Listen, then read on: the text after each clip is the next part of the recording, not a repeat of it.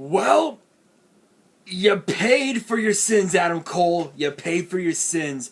What's up, YouTube? It's your boy Nash here. Welcome back to the channel. And tonight I'm going to be giving you guys the results across both nights from NXT TAKEOVER Stand and Deliver. If you guys thought last night was insane, bruh, you hadn't seen anything yet. So, night one was gonna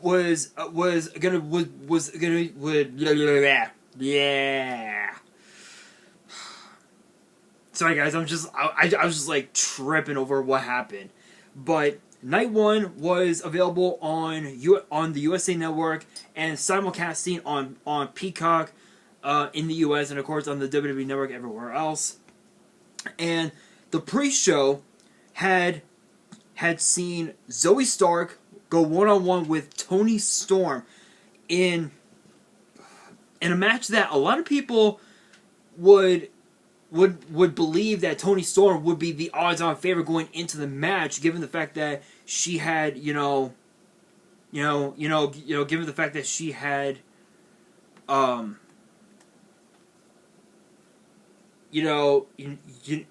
the advantage and all that, but that wasn't the case, as Zoe Stark rolled up Toni Storm to pick up a victory, which is crazy, which was absolutely insane.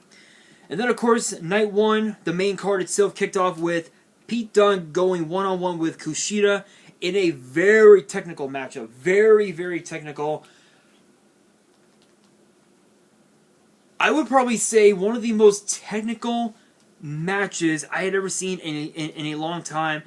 There were so many different submissions being used in this matchup, but of course in the end Pete Dunne defeated Kushida using the bitter end to pick up the victory. I mean honestly, with a match like that, with a victory like that, you would think that Pete Dunne would be next in line for a future title shot, whether it would be for the North American title or maybe perhaps the NXT title, or because that Pete Dunne is under 205, just like Kushida, maybe for the Cruiserweight title, but only time will tell. But next up we have the Gauntlet Eliminator, which pinned Dexter Lumis, LA Knight, Bronson Reed, Leon Ruff, Isaiah Swerve Scott, and of course Cameron Grimes. Leon Ruff and Isaiah Swerve Scott were the first two to start the match. Then of course Bronson Reed, then Cameron Grimes, then Dexter Lumis, and then of course LA Knight. The order of elimination went as follows: Leon Ruff, Dexter Lumis, LA Knight, Cameron Grimes, and Isaiah Swerve Scott. Bronson Reed actually eliminated Isaiah Swerve Scott in the Gauntlet Eliminator using his finishing move called the Tsunami to pick up the victory, and then would challenge Johnny Gargano for the NXT North American title, which we will be talking about later on in this video. But of course, the next match on night one of the card was Walter versus Tommaso Ciampa for the NXT United Kingdom Championship. Now, if you guys saw NXT UK Prelude earlier today, you will know that yes, Walter ended up defeating Tommaso Ciampa guys. Walter, Tommaso Ciampa for the NXT UK title. It was an incredible matchup. Not only was there technical, but there was also submission, there was power. Tommaso Ciampa brought back the Psycho Killer. I'm saying it right now. If you guys did not watch it, Tommaso Ciampa brought back the Psycho Killer. But even that was not enough to defeat Walter, as Walter defeated Ciampa using 2 power bombs, a German suplex, and a chop. Just one chop was all it took to retain the NXT United Kingdom title. I don't even know what to say about that, except that was crazy. That was absolutely insane. And then of course the fifth match on night one of the card pinned Legado del Fantasma, the Grizzled Young Veterans, and MSK in a triple threat match for the vacant NXT tag titles. If you guys remember, a number of weeks ago, in a tag match that pinned Finn Balor and Karrion Kross against the then tag team champions, Danny Burch and Oni Lorcan. Danny Burch was taken out with a right shoulder injury, which will put him out of action from 6 months to about a year, from what I understand. Thus we had a triple threat match to determine the new tag team champions between the 2021 Dusty Cup winners, MSK, the runner-ups, the Grizzled Young Veterans, and of course Legado del Fantasma. This was a non-stop matchup. This was back and forth, non-stop matchup, non-stop action. But of course, in the end, MSK had defeated the Grizzled Young Veterans and Legado when MSK hit a double team on, I believe it was Zach Gibson, to win the NXT Tag Team titles. Obviously they were owed a tag team title shot. This right here was as close as it was gonna get.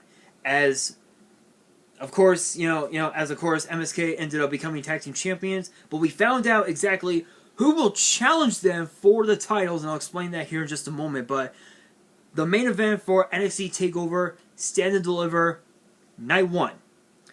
Io Shirai, Raquel Gonzales, the NXT Women's title. Obviously, Dakota Kai was in her corner, but that backfired as she was ejected from ringside.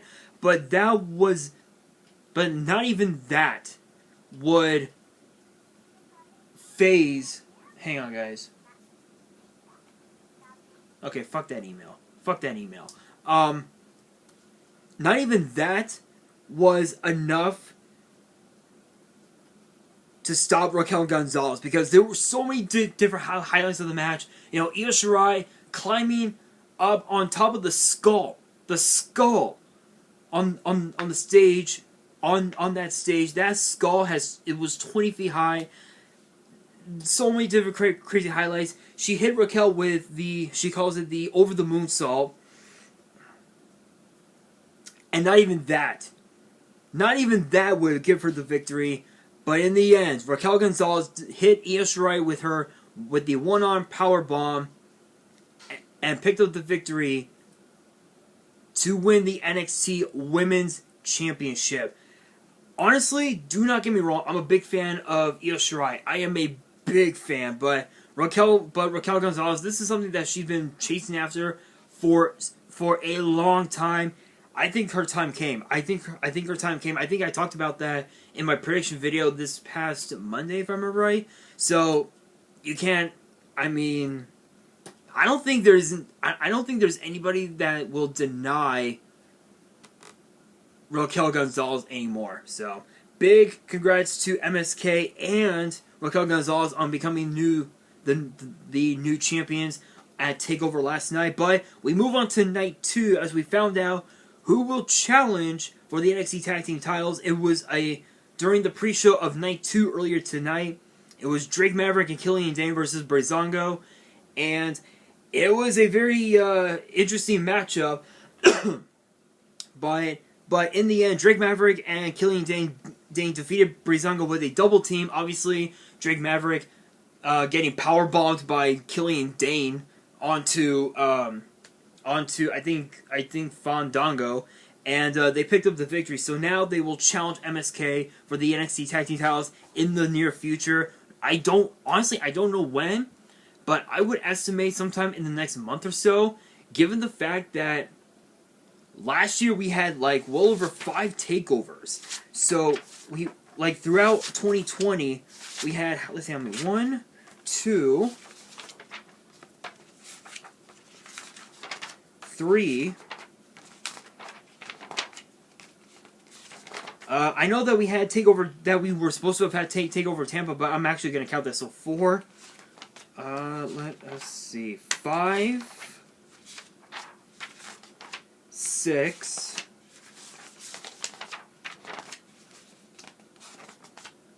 7, 8. We had 8 takeovers in 2020, and now we have Takeover Vengeance Day. That's 1, 2. So this is already the second takeover for 2021. Last year we had 8, 9 takeovers? Absolutely crazy. Absolutely crazy. And the main card for night 2 for tonight, absolutely insane. Absolutely insane. Absolutely insane. The first match of the main card was Santos Escobar versus the Irish Ace Jordan Devlin in a ladder match to crown the undisputed Cruiserweight champion. Even with Legado del Fantasma, Joaquin Wilde and Raul Mendoza, Jordan Devlin kept coming back up into the fight. Non-stop action with this one, but of course, in the end, Santos Escobar actually headbutted Jordan Devlin off the ladder and onto another ladder, which snapped in half for Santos to become the undisputed Cruiserweight champion. Thus, the 400-plus day reign of Jordan Devlin's reign as champion has come to an end, which makes him the longest reigning champion of all time. But if Santos Escobar can surpass that within the next few months, he will become the greatest Cruiserweight champion of all time. Of the last 20 years, 30 years, I would say. So, I mean, big shout outs to both Devlin and Santos for tearing the house down. That was absolutely insane. But of course, next up we had the NXT Women's Tag Team titles be defended as Ember Moon and Shotzi Blackheart defended the titles against Candice LeRae and Indy Hartwell. I mean, don't get me wrong, Candice LeRae and Indy Hartwell, the fans have fans on social media have said that they were entitled. They were just being babies and acting like little kids and whatnot. And Ember Moon, Moon and Blackheart, they proved it. They proved it as they defeated LeRae and Hartwell with a combination of Ember Moon's Eclipse and Shotzi's Senton onto Indy Hartwell to retain the tag team titles. And that was for LeRae and Hartwell. That's about as worse. That's about as bad as it's gonna get.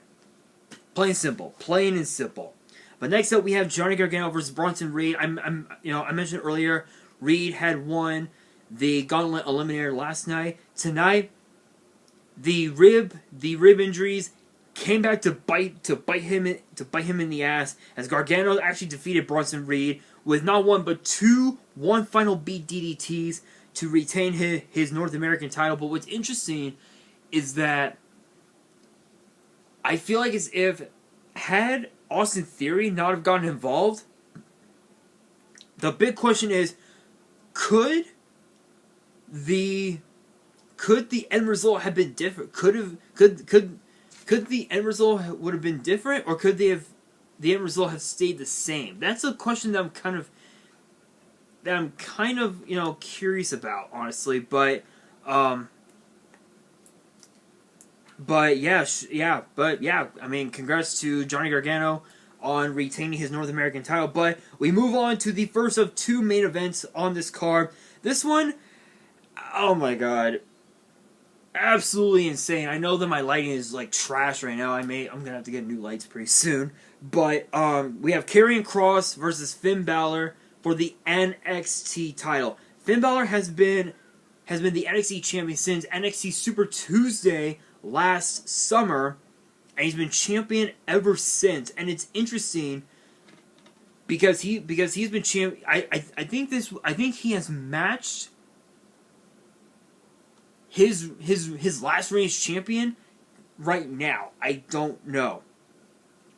I honestly don't know, but it was a very intriguing matchup. If you guys did not watch Finn Balor's entrance, if you notice like around the where the LED boards are, for where you get to look at the fans, the fans, the virtual fans and whatnot. You will notice that there were photos from some, that features some, some of his big moments in WWE history, whether it was becoming the first, winning the NXT title the first time, going up against guys like Bobby Lashley and Brock Lesnar and Baron Corbin and Bray Wyatt, and of course too, on the front, it featured him as the Demon. Yes, honestly, personally, do not get me wrong. The Prince character of Finn Balor, I love it. I absolutely love it. But I feel like as if the Demon should have shown up, and then maybe he would have beaten Karrion Kross, as Karrion Kross defeated Finn Balor with the Saito suplex and the forearm to the neck for Kross to regain the NXT Championship. It's funny because Karrion Kross, I honestly, his attitude, his demeanor, his skills in the ring, I absolutely love it. But the way he asserts himself, if you will, is something that I don't like. Because Karrion Kross, if you guys remember him from his days in TNA, he did some of the most dastardly things possible. But tonight, this victory, well deserved in my honest opinion. But if you guys thought that match was brutal,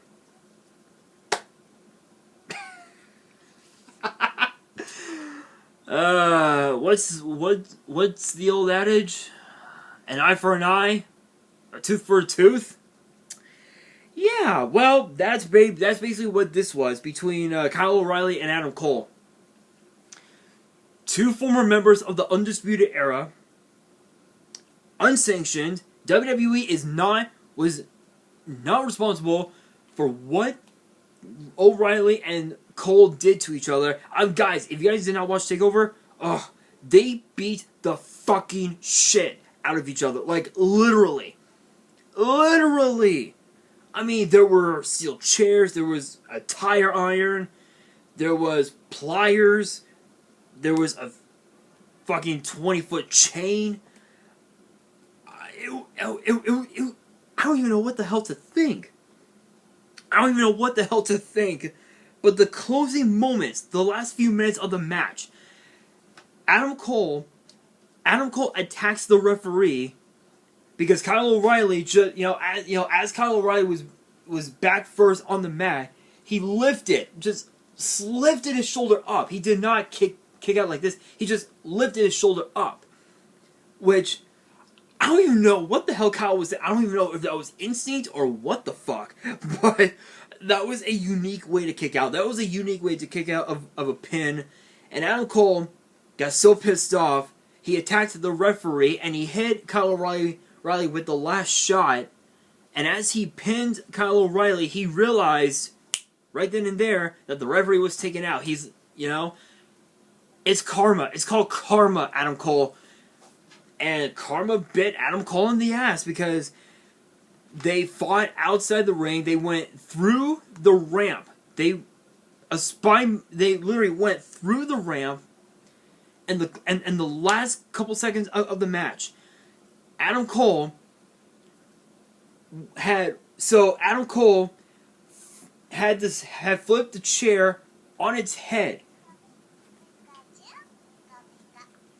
Had put the chair on its head, exposing the legs,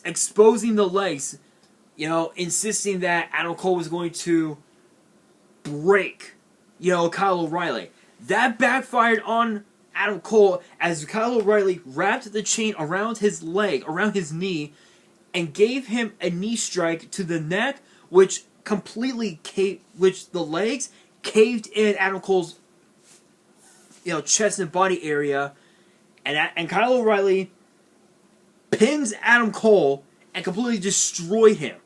Absolutely destroyed him. Now that that's over with, one has to question what could be next for Kyle O'Reilly and what could be next for Adam Cole. Knowing Adam Cole, I don't think it's ever gonna end unless if he wins between the two. So only time will tell. But guys, that is going to do it for this video. Let me know in the comments below your thoughts on this event, NXT TakeOver Stand and Deliver. Both nights, let me know in the comments below. And that is going to do it for this video. Hopefully you guys enjoyed. If you did, make sure you guys smash the thumbs up button if you guys are new to the channel and you guys want to see more result videos, which gets posted on the same night that I actually watch the pay-per-views, except for tonight and this weekend, because WrestleMania, I'll be posting the results of the whole card on Sunday, so be sure to stay tuned for that. And if you guys, again, make sure you guys hit the subscribe button and hit the notification bell so you guys do not miss out on any new content that comes your way. And be sure to follow me on Twitter and Instagram. All the links will be down in the description below. And if you guys have any fan mail that you want to send me and want me to open up on the channel, my address will also be in the description. Really quickly, I actually had to take in a lot of thought about this. Tomorrow's video, I will be doing Yu-Gi-Oh!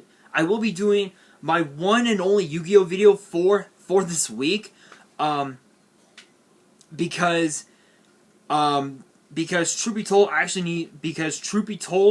I really don't have anything in mind for WWE, so I will be doing